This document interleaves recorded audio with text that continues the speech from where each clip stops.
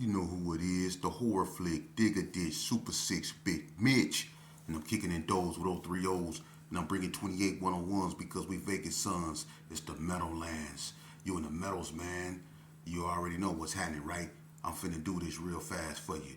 Yeah, Bolo Yang, he definitely on them things. Chitty chitty, bang bang. Yeah, I already know. Hey, I got a dope intro, man. I'm gonna switch it up eventually, so just bear with me, please. But anyway, welcome to Vegas Chronicles with your man, the horror flick, Super 6, Big Bitch. But today I want to talk about something, man. First of all, I try to answer questions. Somebody asked me about the east side, the evil side of Las Vegas, man. What I know about the east side, listen, I'm gonna tell you something about the east side. After Herbert Gerson, on the west, the east is really the second oldest, gang territory with 28th Street being over there. So the east side was always cracking, in that sense. As of late, the east side is really, it's then turned into what the west side used to be back in the days, or what the north used to be when Donna came out. The east ain't no joke. Back when I was doing my thing, the east side, like I said, it was 28th Street mainly over there, and it was a bunch of other things. But when I left, it's like the Pueblos and all that other stuff. A lot of things rose, up over there, man, and it just, the east side, man, it ain't no joke. The east side of Vegas, man, really, because for a long time, when it came especially to the Hispanic gangs, the North, was really looked upon as, the motherland of the Hispanic gangs and all that, with the little locos and all that, the Sanchucos and all that. But the east side then took over all that, man. The east side is like, they with the function, so it's terrible over there. They call it the evil side for a reason. But anyway, I don't know too much about their politics. That's why when I started going live and live streaming, I can bring people on and they can, because I was gone for a long time, so they can spit their part of the history. But today I want to talk about something. And somebody asked me, I know other people wanted me to do videos. I'm gonna get to that, but this is a particular one I want to talk about because I want to expound on the brutality that you witness when incarcerated. This one right here is when the Serenos, they caught a Nathaniel in the hole, at Southern Desert. This was back in, I think 90, 95, 96, 95. It was shortly after the football game incident, when I got stabbed in the head when we got into it with the Northtown guys over a football game. Well, they sent all us to the hole. And it was, the hole was in Unit 8, but the hole also was in Unit 1. Certain parts of Unit 1 had a hole, and then Unit 8 had a hole. So they tried to keep the Gersons and North separated. So they kept some in Unit 1 and some in Unit 8. And then after a while, they shipped a bunch of dudes up north and scattered it, So they ended up moving the guys that was in the hole in Unit 1 to Unit 8. So they moved me, and I was one of them, to Unit 8. I'm looking at a bunch of hold time now. They done shot a bunch of people to different yards, NSP, Ely, but I'm in Unit 8, and I'm still looking at a gang of hold time.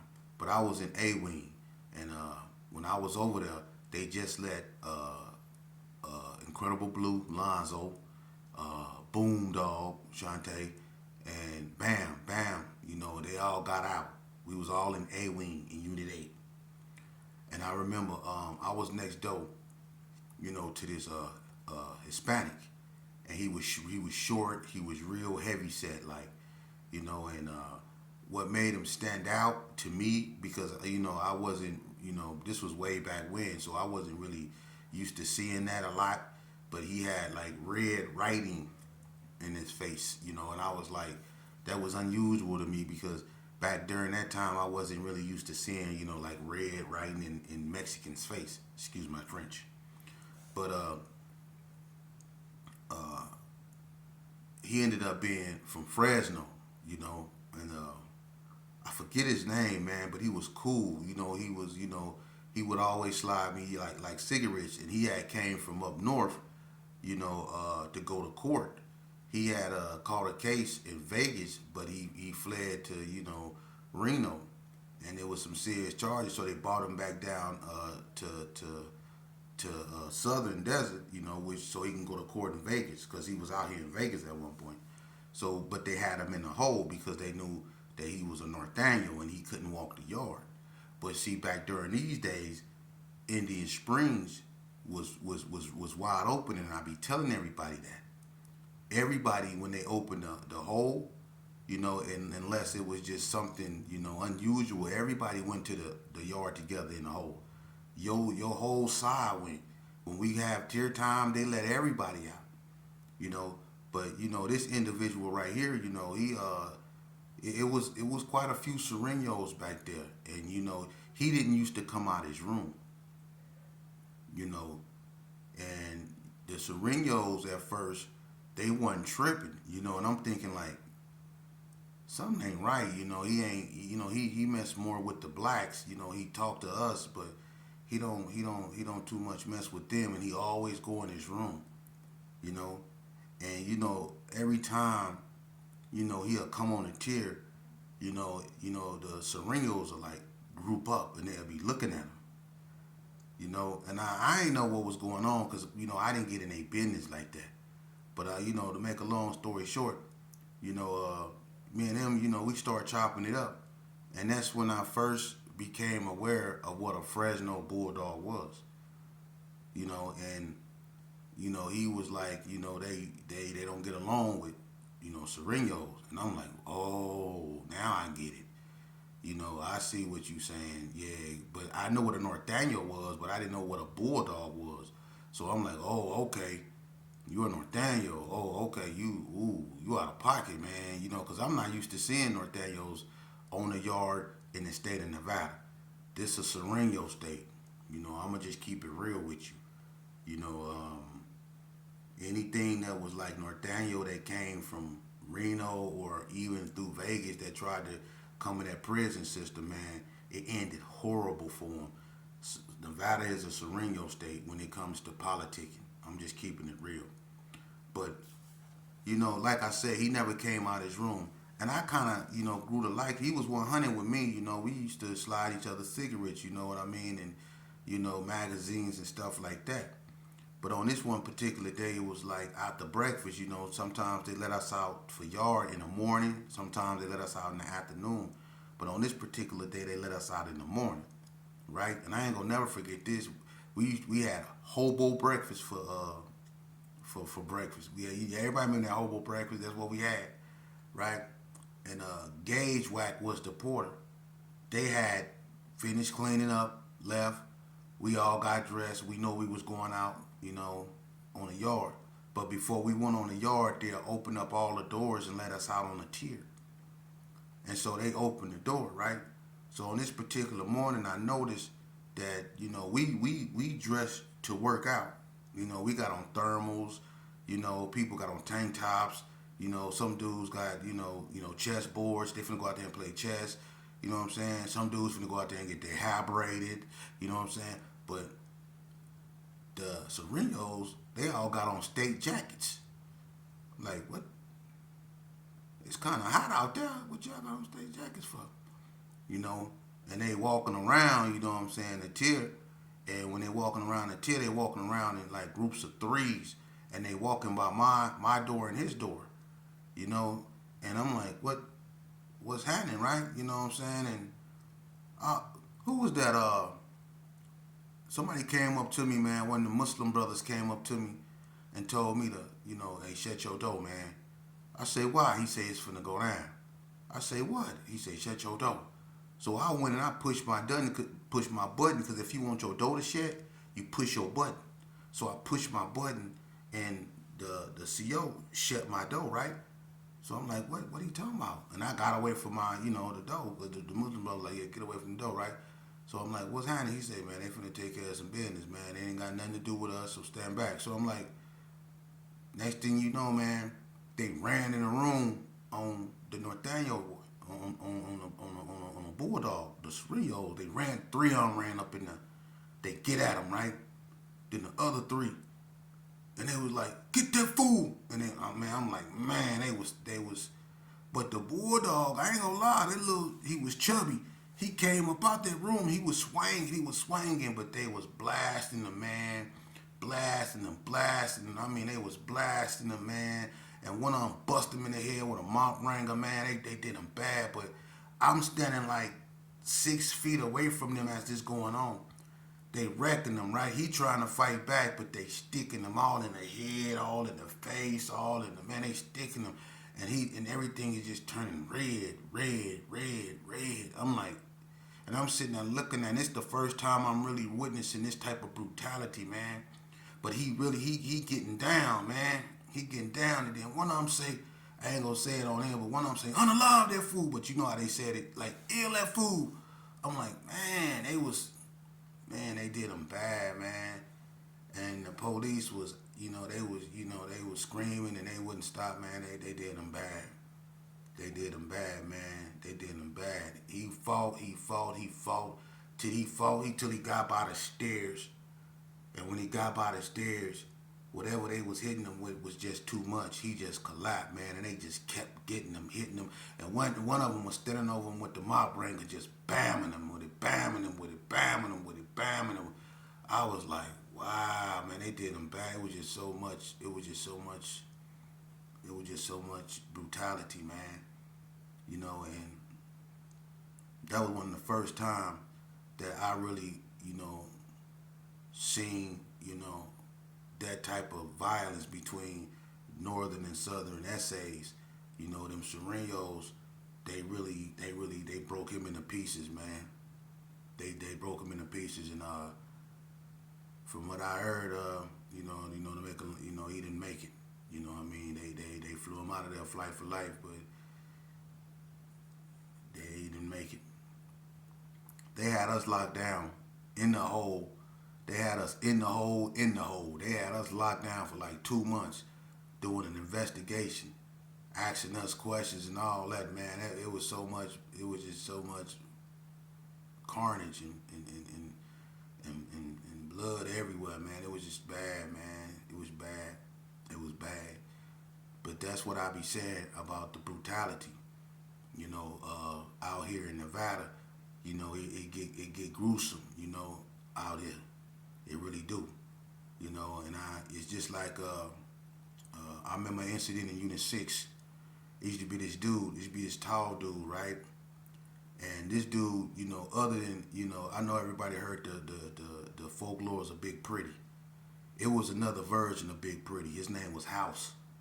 Real tall dude, about 6'6", and he loved, he loved,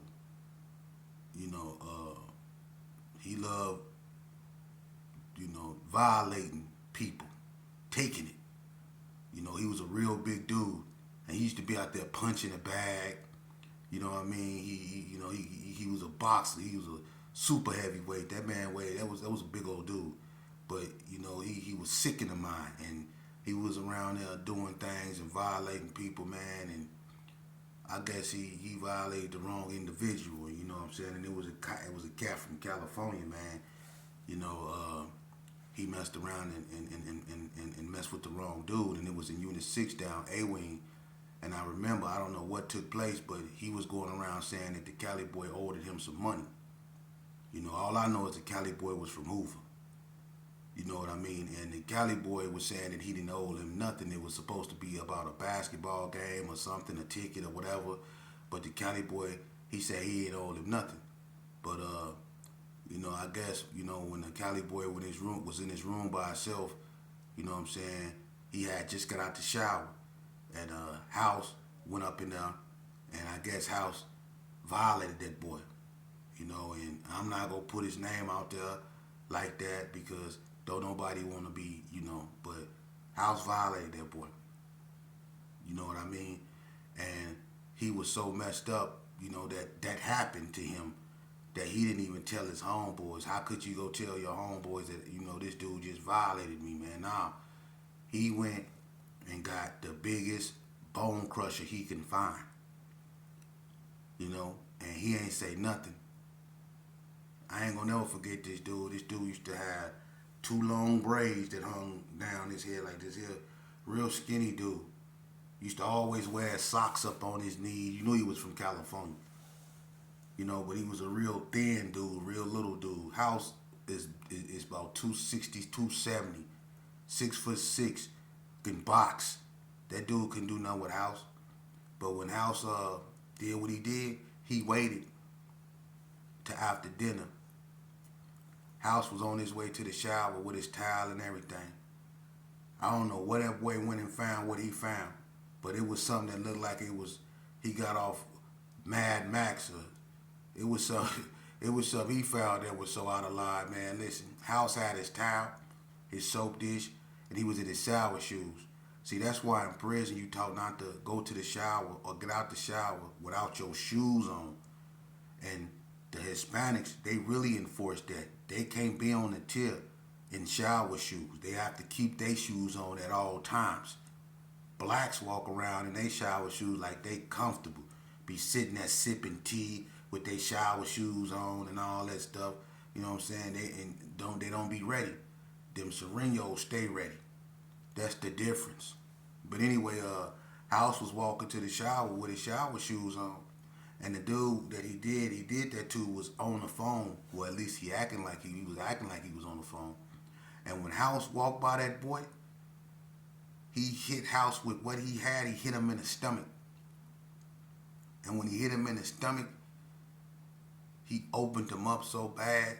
Then he just got to hitting him. He blasted. Man, listen. House you was big, you was tough, you can box, and you was around there violating. But when you got hit in your stomach, and that boy got to hitting you with that thing, and he was crying when he was hitting him. He was crying. House got to holler, ah! See how? He ran toward the gate, but the gate was shut. They keep the gate shut, and they let us out on the tier at night. The gate was shut. The gate was shut. You know, and he had nowhere to go. That dude was chopping him, man. But that's what I be saying. The brutality. People hit Las Vegas or people hit Nevada and think it don't go down. That's the furthest from the truth up inside those walls. I can go on and on about some of the most gruesome things that I witnessed behind them walls that I still can't get over. But the way those Serenos did that northern, that stuck in my head because it was up close and personal to where you can actually smell the iron from him leaking. That images like that stay in your head, and then it's the cold part. When you in there so long, it become a norm to you. You become immune to it. And that goes to show you when you become immune to something like that, that means something is wrong with you. That became my daily norm. When things like that happen, I just brushed it off. But it gets serious up in there. And that's what I be saying about these platforms. People want to glamorize how I was back when and all that right there, man. Come on, man. These youngsters, one thing about them, they not stupid. And y'all focused on the wrong thing. Y'all focused on what used to be or what could have been. You're not focused on your future. You neglected your future trying to keep yourself relevant. Squatting down in pictures with bad knees, arthritis everywhere. And then you got other people, you know, and I'm gonna call you out on this, and it's not gonna happen out on my platform. You got other people that try, and you know, if this offend you, then I'm talking to you. That try to hijack, you know, Vegas history. They try to use Vegas history as a stepping stone to get them to where they used to where they want to be.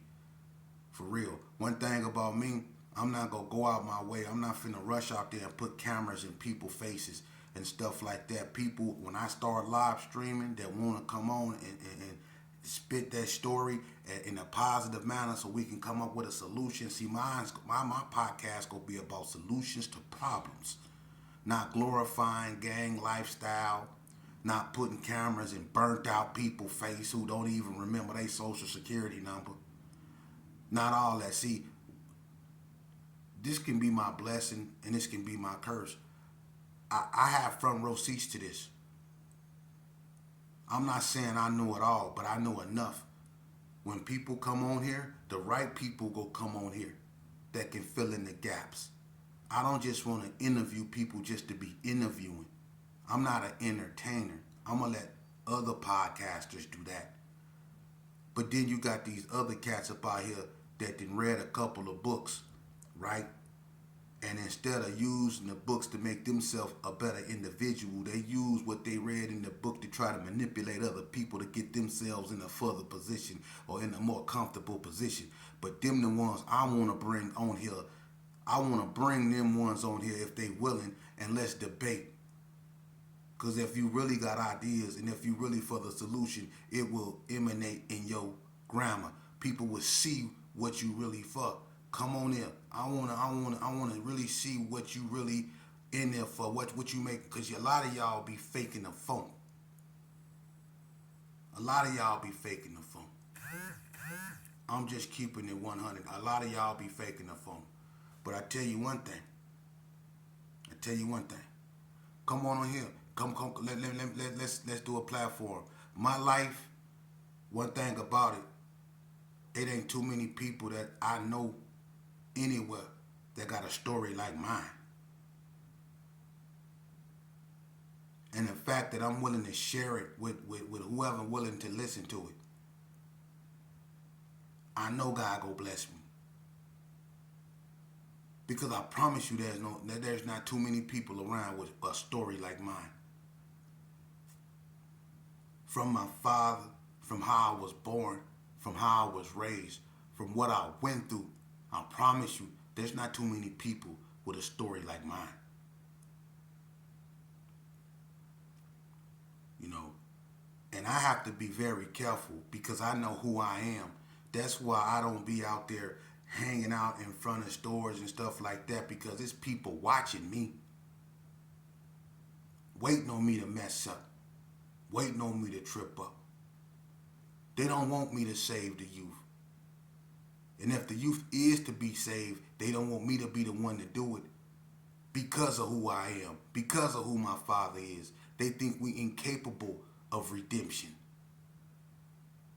They think we incapable of being good people. But I'm smart enough to know that all that criticism and all that naysaying is coming from imperfect creatures. I know that one thing about my life, I lived it for a reason, and I'm still here for a reason.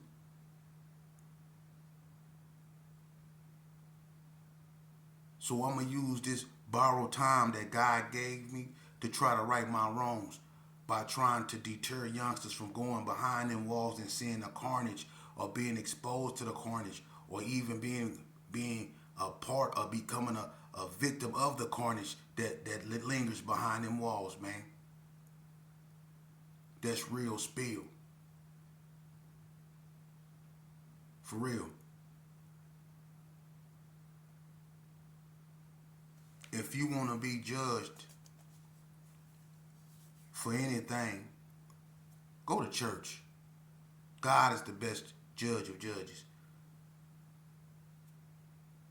That's the only court you need to be in. The court of God.